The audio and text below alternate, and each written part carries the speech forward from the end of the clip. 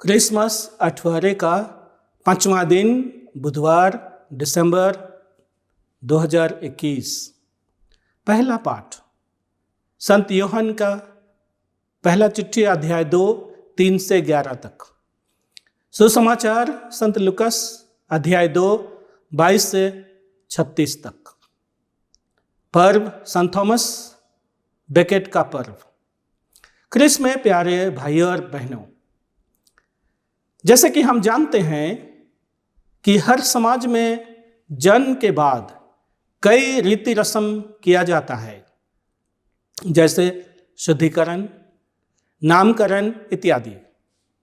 वैसे ही हम प्रभु यीशु के जन्म के बाद यहूदी रीति रिवाज के अनुसार 3 रीतियों का पालन किया जाता है।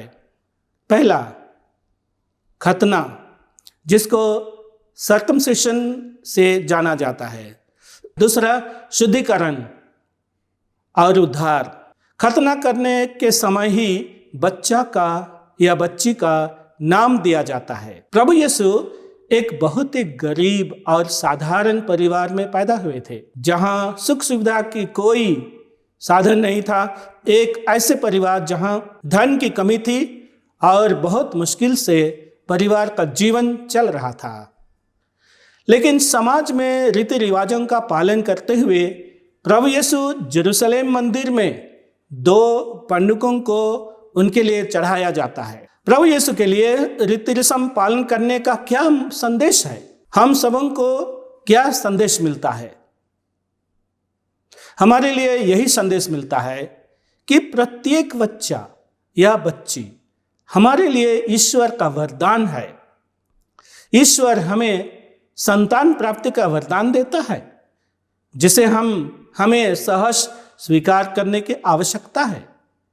सबसे अधिक हमें ईश्वर को बच्चों की जिम्मेवारी का लेखा जोखा देना पड़ेगा कि हम किस प्रकार उन्हें ईश्वर के राह पर चलने के लिए अपने जीवन के द्वारा उदाहरण देते हैं। दूसरा संदेश हमें वृद्ध और धार्मिक सिमियोन से मिलता है। उसका जीवन पवित्र था और पवित्र आत्मा से प्रेरित होकर वह प्रभु यीशु के बारे भविष्यवाणी करता है। पहला, प्रभु यीशु इस्राएली प्रजा का गौरव है। दूसरा, प्रभु यीशु इस्राएल में बहुतों का उत्थान और पतन का कारण बनेगा। तीसरा, प्रभु यीशु का विरोध किया जाएगा और वह तिरस्कृत किया जाएगा। हम संत योसेफ और माता मरियम और प्रभु यीशु का पवित्र परिवार की इन घटनाओं को याद करते हुए प्रभु में हमारा विश्वास हम कायम रखें। और संत थॉमस बेकेट, जिन्होंने प्रभु यीशु और कलीसिया के लिए अपना जीवन समर्पित किया, इनकी प्रार्थना द्वारा सहायता प्राप्त करें।